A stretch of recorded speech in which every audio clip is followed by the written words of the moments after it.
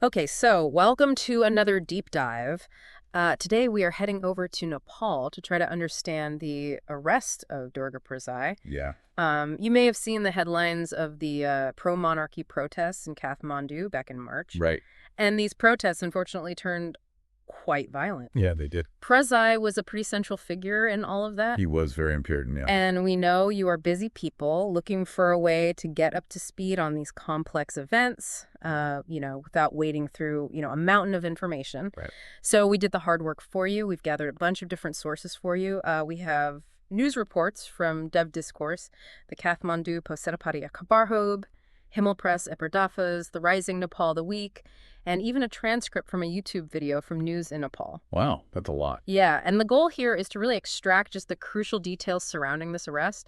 Also understand the context of these protests and what's being said about the future of politics in Nepal. That's right. And to do that in a way that is focused and easy to understand. Absolutely. It's not just the arrest itself, but why it happened and what it says about what's happening in Nepal right now. Yeah, so let's start with the arrest itself. Yeah. So on Friday, April 11th, 2025, Durga Prasai, the leader of these protests that we've been talking about, he was arrested. Right. And interestingly, it wasn't in Kathmandu where the protest took place, but quite a ways away in the Jhapa district, which is close to the border with India near Kakrapita and Patrapur. Interesting. And what's even more interesting is that the way he was transferred, a lot of these news outlets that we read, they seem to suggest that he was actually first taken into custody in Assam, which is in India, Right. and then handed over to the Nepal police. Oh. And the interesting thing about that is that there isn't even a formal extradition treaty between Nepal and India. Really? Yeah. So, for example, Kabarhob reported that he was brought across the Galgalia-Badrapur crossing, so it seems like he bypassed the Kakrapita checkpoint. Really? Yeah. And just to make things even more complicated, Prasai's own supporters are claiming that he actually surrendered to the police in Assam. Okay. So, yeah, right from the get-go, there are already multiple different accounts of how exactly this all went down. That's interesting, yeah. It's going to be tough to know exactly what happened, for sure. Yeah, and just to understand why this arrest is so significant, we have to look at the protests themselves. Yeah, let's go back. The main demonstration that we're focusing on took place on March 28th in Tinkuni and Kathmandu. Okay. And the demands of the protesters were pretty striking. They were calling for the restoration of the monarchy and the establishment of Nepal as a Hindu state. Wow. Okay. Yeah, and so to kind of understand that in the larger historical context, we have to remember that the monarchy in Nepal was actually abolished back in 2008. Right. And that transformed the country into a secular democratic republic. Huge change. Yeah, it was a massive shift. Yeah. But as you can see with these protests, it wasn't a change that everyone agreed with. Yeah. Clearly not everyone. And, there's a good chunk of the population who would really prefer to go back to that old system. Right. And I think that's one of the keys to understanding what's happening now. I think so, too. Yeah. And unfortunately, the protest on March 28th, as I mentioned earlier, it turned violent. I remember, yeah. A journalist named Suresh Rajak and a protester, Sabin Maharjan, they both lost their lives. That's awful.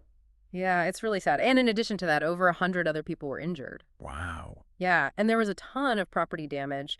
Something like 40 public and private buildings were vandalized and looted and even set on fire. That's 69 vehicles were damaged, and according to some reports, 5 people who were injured are still in the hospital. Wow. So this was a major incident. It really was a major incident, and it shows just how much unrest there is there. Yeah, and it wasn't just a protest. It was really destructive and people died. Right. It was a major sign that there are some deep tensions in the country. Yeah. And what's interesting is that some sources say that Prasai himself might have actually made things worse during the protest. Oh, really? Yeah, there are reports that he drove his vehicle through police barricades. Wow. Which would have definitely riled up the protesters even more. Yeah, definitely. And I bet that's one of the main reasons he's facing the charges that he is now. Yeah, makes sense. Yeah. And speaking of charges, Prasai is facing some pretty serious accusations right now. He's being charged with state offense and organized crime. That's serious stuff. Yeah, it is. And it's important to remember that he's not the only one facing legal trouble because of all of this. Right. Yeah. Our sources say that over 60 other people have been arrested already in connection to these protests. Oh. And some of them are pretty high-profile figures from the Rastriya Prajatantra Party, which we'll call the RPP. Okay. The RPP. Yeah, and that includes the vice chair, Rabinder Mishra, and the general secretary, Dhaval Shamsharana. And they're being investigated for serious offenses, too, including sedition, organized crime, and public disorder. Okay, so the government's really cracking down here.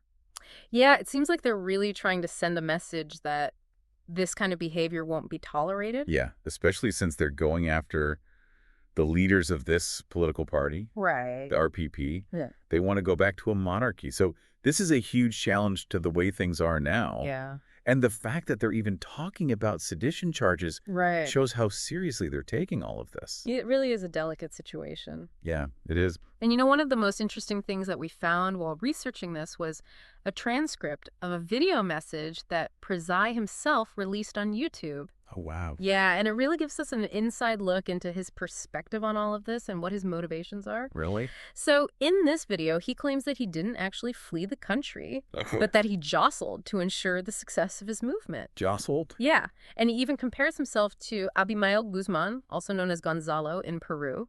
Yeah, and talks about the capture of Guzman and its impact on the Maoist insurgency there. Right. And Prasai says that he doesn't want to be Nepal's Gonzalo, but that he wants to be a leader who protects the people of Nepal and the country itself.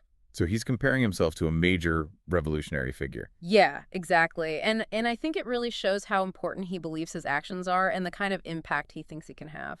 Yeah, it's like he's saying that his leadership is crucial for this whole movement. Yeah, that's a good point. And that if he's not there, things will fall apart. Right. And it's a way to really emphasize his importance to his followers. Exactly. Yeah. Yeah. And in that same video, he also made a pretty big announcement. Oh, yeah. He pledged 500,000 Nepalese rupees to the families of both the journalist and the protester who died during the March 28th protests. That's a lot of money. Yeah, it's a significant amount of money, especially in Nepal. Yeah. And it makes you think about what his motivation is there. Maybe it's a genuine expression of sympathy, wanting to support the grieving families. Right.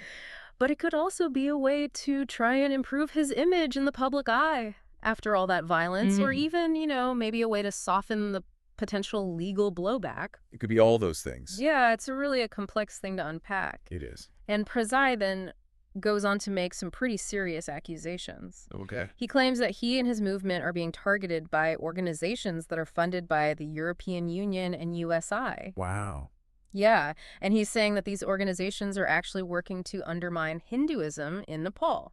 That's a big statement. It's a huge statement, and it really taps into the sensitivities that already exist there about national identity and foreign influence. Right. And those kinds of accusations, they can be very powerful. Yeah. Because it makes it seem like the enemy isn't just other Nepalese people. Right. It's these powerful foreign groups who have bad intentions for the country. Yeah, and it's a way to kind of rally support and, paint the opposition in a bad light. Exactly. But it's really important for all of us to remember that these are just allegations that Prasai is making. Right. We can't just take his word for it. Right. We need to be critical about this kind of information. Yeah. And he also says that he's fighting for the rights of people who have been negatively impacted by microfinance. Yep. People who have been victimized by financial cooperatives and individuals who are blacklisted by banks. Okay, so he's saying he's fighting for the little guy. Exactly. And he really paints a picture of a lot of families struggling, at risk of losing their homes and being forced to go abroad to find work. And that's a real issue.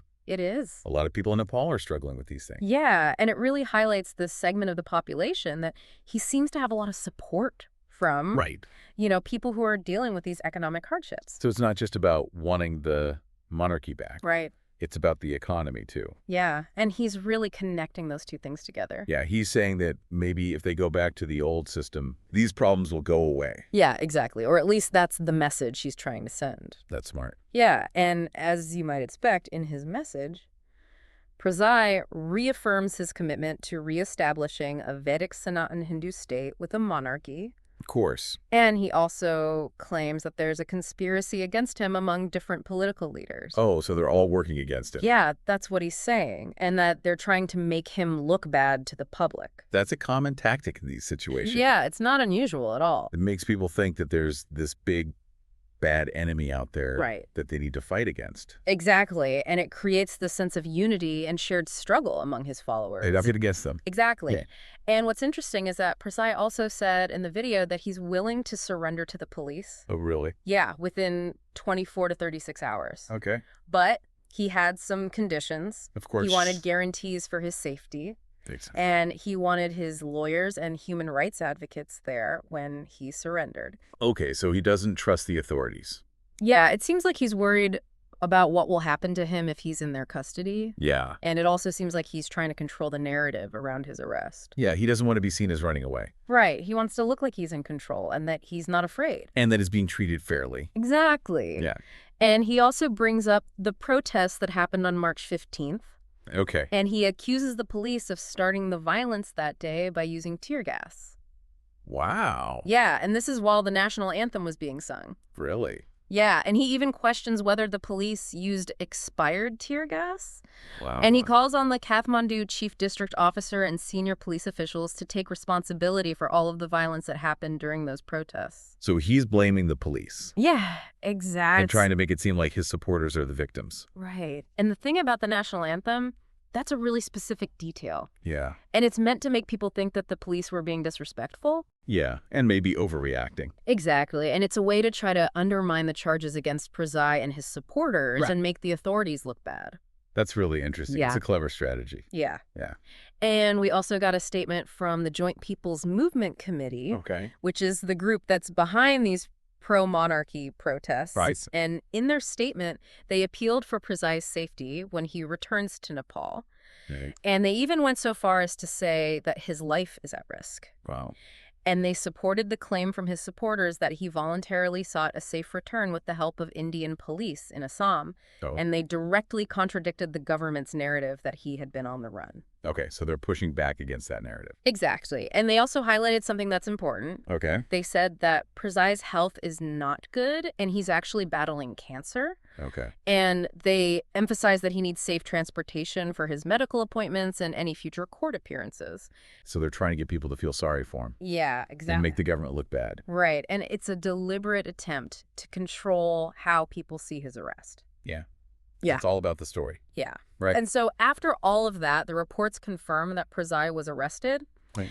He and his bodyguard were flown from Patrapur Airport to Kathmandu. Okay. And once they landed at Tribhuvan International Airport, he was taken to the district police complex Okay. and then to the Bhadrakali custody facility. Okay. And as expected, he's going to be presented before the district court in Kathmandu Right. for a hearing to decide if they're going to extend his remand, which is standard procedure in these cases. Yeah. Yeah. And as we've been talking about, the charges against him are serious crimes Yeah. against the state. Right. And it's the same kind of charges that other political leaders involved in these protests are facing. Right. The government wants to hold him responsible. Right. They're saying that he incited violence and caused all this unrest. And to give you the idea of just how seriously the government is taking all of this, Okay. the estimated damages caused by that March 28th protest are about 460 million Nepalese rupees. That's a lot of money. It's a huge amount, and it shows the economic impact of what happened. Yeah. And the police have said very clearly that they're planning to pursue strong legal action against Prasai. Yeah. They're not messing around. No, they're not. So that number for the damages, Yeah, that just shows you how important this whole thing is to the government. right, It wasn't just people breaking the law. right, The country lost a lot of money because of the violence. Right. So they're really going to go after Prasai. right. They want to make an example of him. Yeah, it seems like it.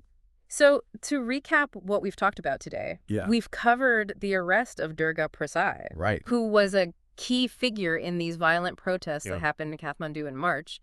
These protests were about wanting to bring back the monarchy and establish Nepal as a Hindu state. Right. And tragically, they resulted in deaths and a lot of damage. Well, yeah. And now Prasai is facing some very serious legal charges, Yeah. similar to the charges against other leaders who were involved in the demonstrations. Right.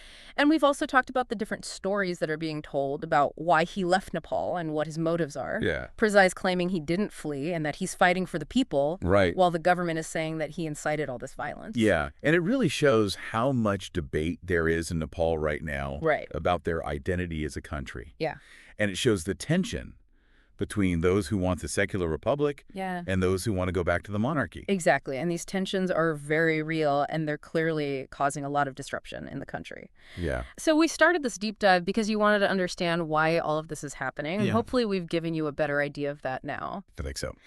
This situation really highlights how complicated political transitions can be. And even within one country, there can be totally different views about what the country should be and what it stands for. Right. And sometimes these views clash, and that's what we're seeing in Nepal. And it makes you wonder what's going to happen next. Right. What is the future of Nepal? Yeah. Given its history and everything that's happening now, Right. what are the long-term consequences of all this debate about the direction of the country? Yeah. And what about Prasai? Yeah. What role does he play in all of Well, it? does he have the power to really change things? Yeah. Those are the big questions. Yeah. We'll have to wait and see what happens. I'm definitely going to be watching. Yeah, me too. Thanks for bringing me on the show. Yeah, thanks for being here. It was really interesting to talk about all this. Yeah, it's a fascinating situation.